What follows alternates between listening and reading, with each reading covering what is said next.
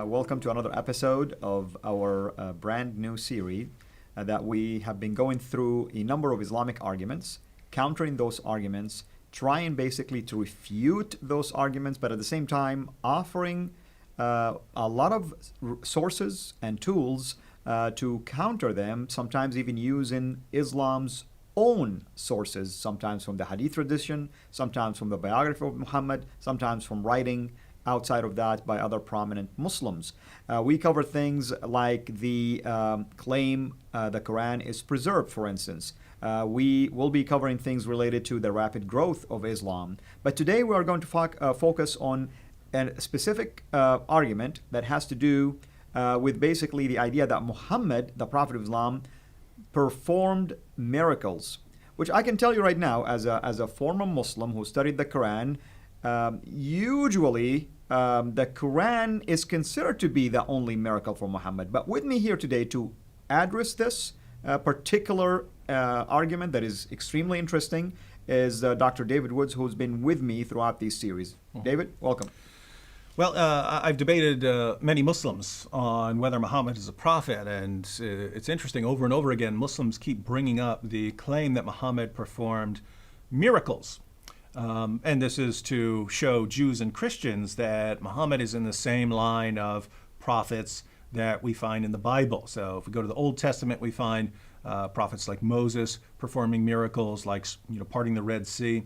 If we go to the New Testament, we find Jesus performing miracles, we find the apostles performing miracles, and so on. And so this is to show that Muhammad is in the same line with all of these guys. And if Muhammad did perform miracles, that would be something that we would need to consider as evidence for Islam.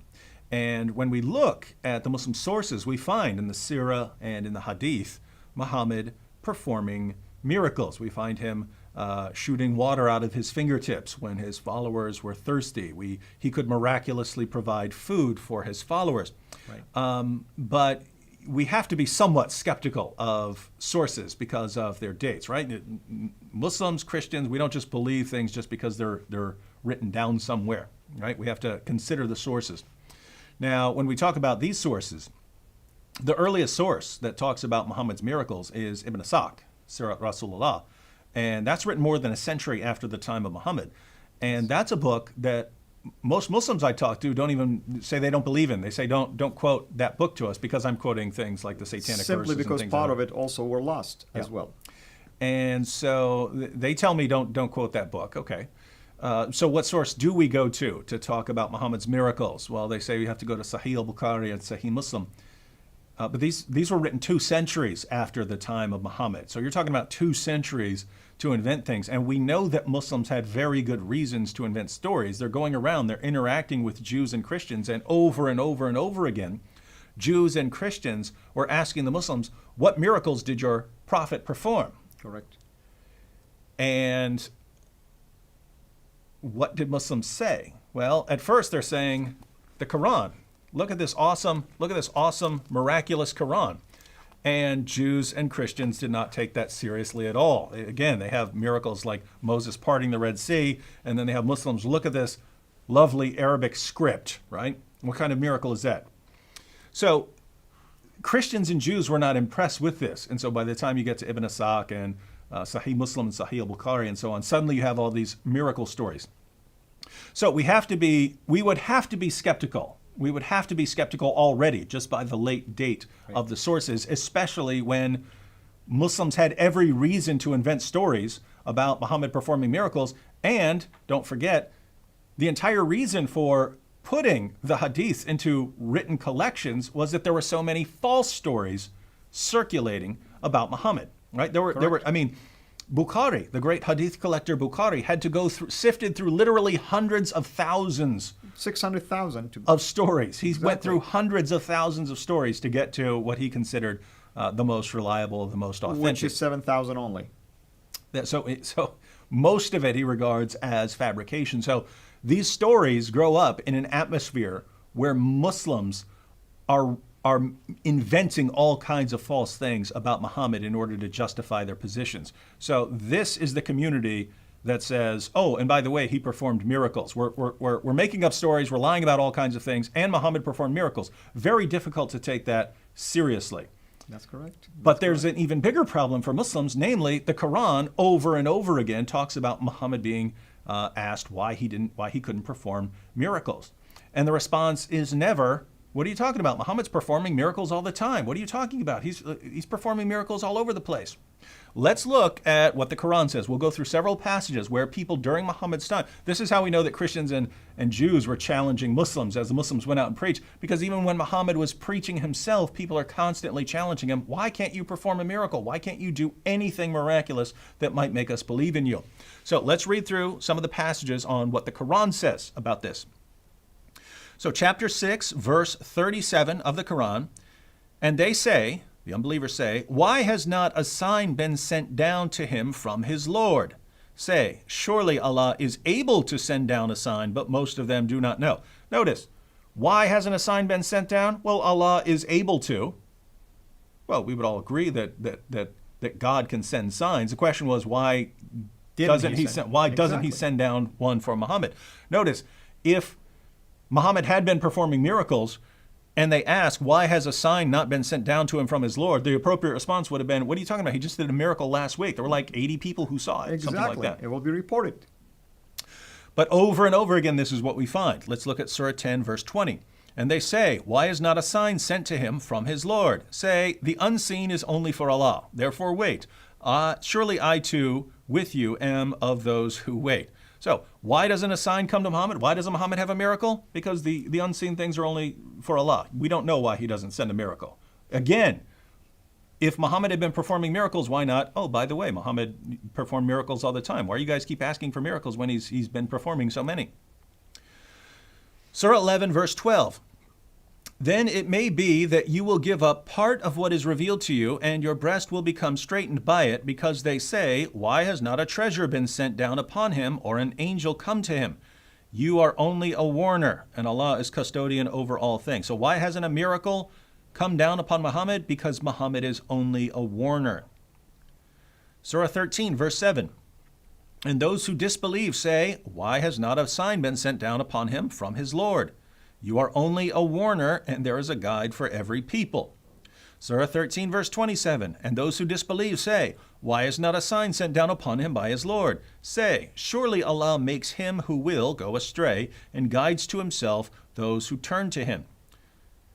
Surah 17, verse 59. And nothing could have hindered us that we should send signs, except that the ancients rejected them. And we gave to Samud, the she-camel, a manifest sign, but on her account they did injustice, and we do not send signs but to make men fear.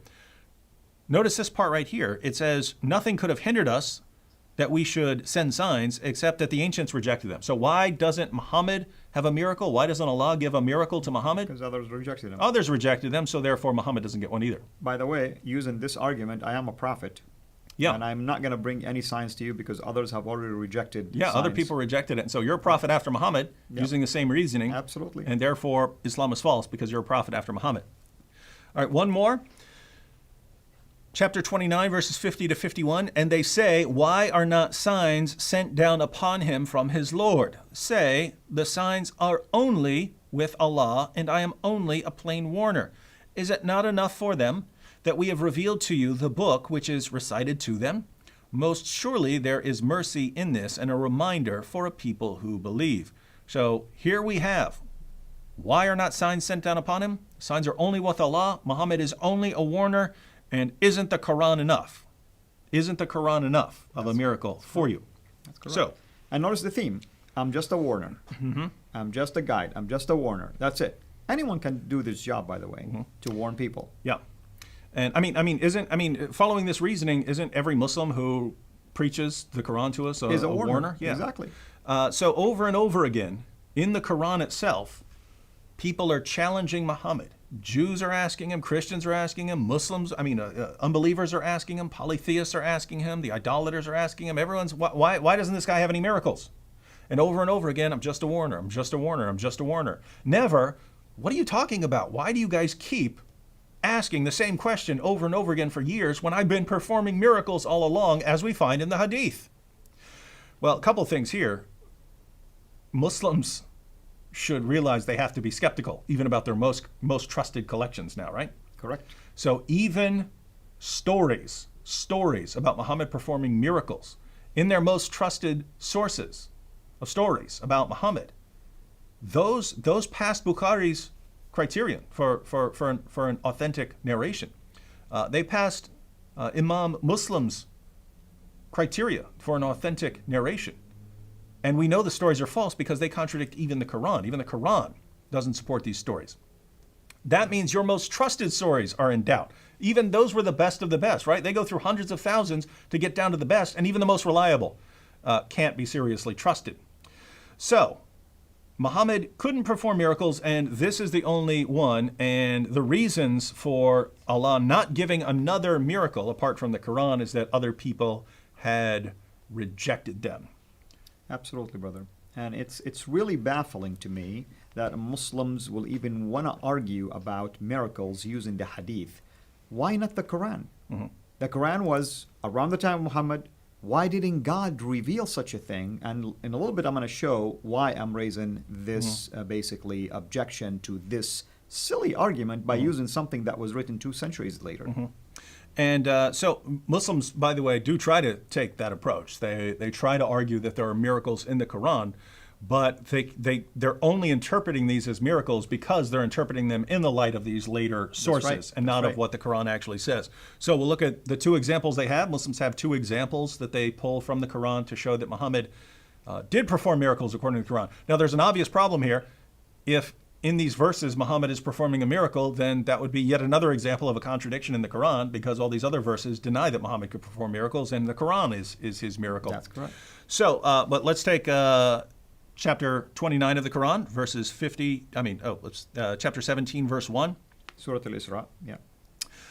Chapter 17, verse 1 of the Quran. This refers to Muhammad's night journey. Glory be to him who made his servant to go on a night from the sacred mosque to the remote mosque, of which we have blessed the precincts, so that we may show to him some of our signs. Surely he is the hearing, the seeing. So this Muhammad going from Mecca to Jerusalem, and this is supposedly an example of a miracle. Now, the problem, of course, right off the bat, is that Aisha herself, in Ibn Ishaq and other sources, was asked about Muhammad's night journey, and she said he was in bed the entire time. So this is not Muhammad miraculously being taken away and him disappearing from Mecca and being taken to Jerusalem and so on. This is Muhammad getting some sort of vision, right? Some sort of vision. Correct. And if I may add also, Dr. Wood, a miracle is intended for others to see it. Mm-hmm. So his own wife said he was asleep. But even let's assume he left the room. Nobody saw this. Yeah. No one said, I saw something unusual, al-Buraq. I saw the Prophet flying somehow. Yeah. I saw an angel. I heard voices. None of that. And that's by itself is a problem. Number 2, we know historically that the Far Mosque, the Dome of the Rock, wasn't built until 691. So this very verse is problematic anyway in terms of proving that the Quran was tampered with later. Mm-hmm. And so you hit the nail right on the head there. It makes no sense for someone to say, "Hey, I was taken on a journey." No one saw it, but I was. Trust me on this one. I was taken on a journey. So best case scenario, you could say, "Well, the Quran says it, but no one sees it," and so it's basically Muhammad saying that he went on a journey. And oh, by the way, it's just some sort of vision. So this would be like me saying, "Hey, I had a dream," or something like this. I had a dream, and it's I went away to some great place and stuff like this. Therefore, it's a miracle, and I'm a prophet. No, we're asking, why don't we find miracles that could be confirmed? So notice, this just fits in with everything else. It's Muhammad is not doing any miracles that anyone can confirm. That's why they keep challenging him. And Allah says, well, people aren't going to believe it anyway, so I'm just not going to send them. And like you said, Dr. Wood, this is a vision. This is not a miracle. Mm-hmm. A more common one, because we do find this one in the Hadith, and Muslims think that this passage of the Quran supports it. But chapter 54, verses 1 through 2, the hour of judgment is nigh, and the moon is cleft asunder. But if they see a sign, they turn away and say, this is but transient magic. So, the moon is cleft asunder. There are stories in the hadith about Muhammad going out and splitting the moon in half, and the unbelievers see it and so on. And so this is the miracle, and it's right here in the Quran. Now, what's the problem? Well, if you read this passage, this doesn't say anything about Muhammad doing anything here. There's nothing about Muhammad. There's nothing about Muhammad going out and saying that this is his sign or something like this. This doesn't say anything about what went on here, or even that this is some past event. And so you can only conclude that this is talking about Muhammad miraculously doing anything by reading the hadith and saying, oh, what the hadith talk about here, this is referring back to this, rather than that story in the hadith evolving out of this passage of the Quran. And even in Muslim commentaries, we find that there are multiple interpretations of this verse which don't involve Muhammad doing anything miraculous. So this is Yusuf Ali's Quran, right? And he adds three interpretations of here. He says that maybe they're all true, and he does believe that this refers to Muhammad miraculously splitting the moon. But he notes three explanations are given, and perhaps all three apply here. One, that the moon once appeared cleft asunder in the valley of Mecca within sight of the Prophet, his companions, and some unbelievers. Two, that the prophetic past tense indicates the future, the cleaving asunder of the moon being a sign of the judgment approaching. That's actually what it sounds like to me, that it's referring to a future event. Notice the hour. Apocalyptic event, exactly. Yeah, the hour is near and the moon is cleft asunder, exactly. Right? So he acknowledges that is, so the prophetic past tense indicates the future, the cleaving asunder of the moon being a sign of the judgment approaching. And three, that the phrase is metaphorical, meaning that the matter has become clear as the moon. Now, he believes, based on people, if they see a sign, they turn away and say, this is but transient magic. So the unbelievers are denying the miracle. But notice, it says, if they see a sign. If they see a sign. That fits in perfectly with the other passages of the Quran. People in the past didn't believe in it, so even if I showed you a sign, you're not going to believe it, and so on. Right. So even if this were talking about Muhammad's time, it would be saying if they did see a miracle, they would still turn away. Right. But as far as this sort of language here, you even find it in other passages of the Quran. So I'll start off reading the beginning of Surah 75 here. Allah says, I do call to witness the resurrection day, and I do call to witness the self-reproaching spirit. Does man think that we cannot assemble his bones? Nay, we are able to put together in perfect order the very tips of his fingers. But man wishes to do wrong even in the time in front of him. He questions when is the day of resurrection. At length, when the sight is dazed, and the moon is buried in darkness, and the sun and moon are joined together, that day will man say, where is the refuge? Notice this, the moon is buried in darkness, the sun and moon are joined together. The Quran uses this kind of language over and over again. So when it's talking about the moon being cleft asunder, and it says that this is a sign of the approaching judgment and so on, the judgment is near, it sounds like that's referring to apocalypse, not something that's happening during the time of Muhammad to confirm his prophethood. But I mean, at the end of the day, there's not one word about Muhammad doing anything. That's correct. Best case scenario for Muslims, according to the passage, you'd say people saw some event and didn't take heed about what they should believe about God and didn't take heed that the judgment is near or something like that. Nothing about anything happening here that would confirm Muhammad as a prophet. So when we read the Quran from beginning to end, there isn't one single word about Muhammad performing a miracle or Muhammad having anything to do with a miracle apart from the Quran.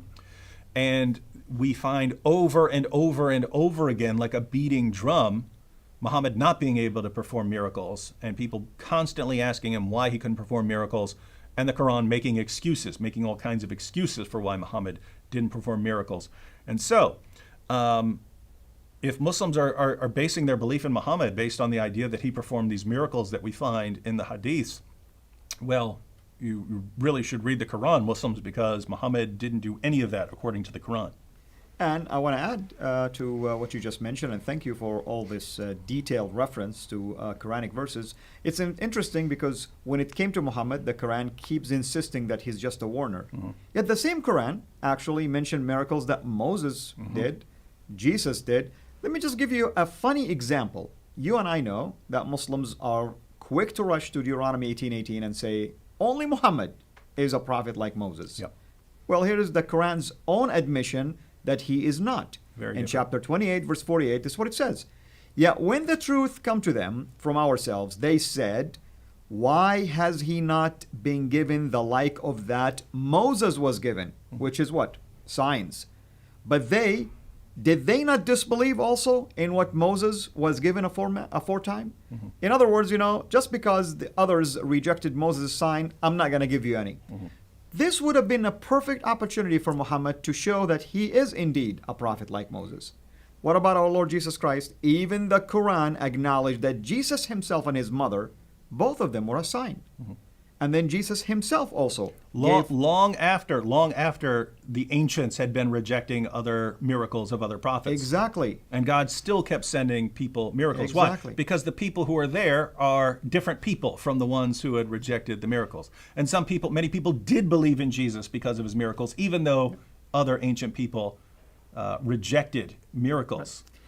And I'm going to play the devil's advocate here. I'm going to pretend now I am this Muslim that heard you make this argument. I'll say, well, God usually sends prophets to specific times, and therefore the prophet will use miracles that are only applicable to their time. And Muhammad used the Quran because poems and basically, the linguistic, style of the Quran would have been the perfect counter effect for that. And you're not just making this up. We hear this from Muslims, right? Yeah, we hear this from Muslims. That's the miracle of the time. Well, guess what? If that's the miracle of the time, why do we read over and over again in the Quran people saying, why doesn't he have a sign? Why doesn't he have a sign? Why doesn't he give a miracle? Exactly. Why doesn't he give a miracle? This shows that the unbelievers, whether Jews or Christians or polytheists, didn't view this as a miracle. And in fact, when we look at the Muslim sources, we find many of them ridiculing this idea that Muhammad's revelations are what confirm that he's a prophet. So history shows that people didn't take this argument very seriously. Yes, he apparently won some followers early on who were impressed by his revelations, but that's not how Muhammad won lots of followers, right? When he fled Mecca, he did not have many people. It was only later on when his message changed to, join me, fight the unbelievers. If you die in battle, you go to paradise and get your virgins. If you survive, then you split up the war booty. We'll divide up the female slaves and all their property and so on. That's when Muhammad started winning tons of followers. So as far as the people of his time, very few people found this argument impressive. Exactly. Well, thank you, brother, as always. We appreciate your efforts. Can you give our audience just a hint of the next argument that we'll be addressing? Well, you mentioned earlier on the argument from rapid growth. So next time we could go over the argument that Islam must be true because it's growing so rapidly. Islam's the fastest spreading religion, so it must be the truth. Wonderful. Well, hopefully everyone is enjoying this series. And as I always say, I pray that if you are a Muslim who is watching this, that you would go and examine these sources that we've given you, all the references from the Quran and other sources like the Hadith or the biography of Muhammad, and also the Bible as well.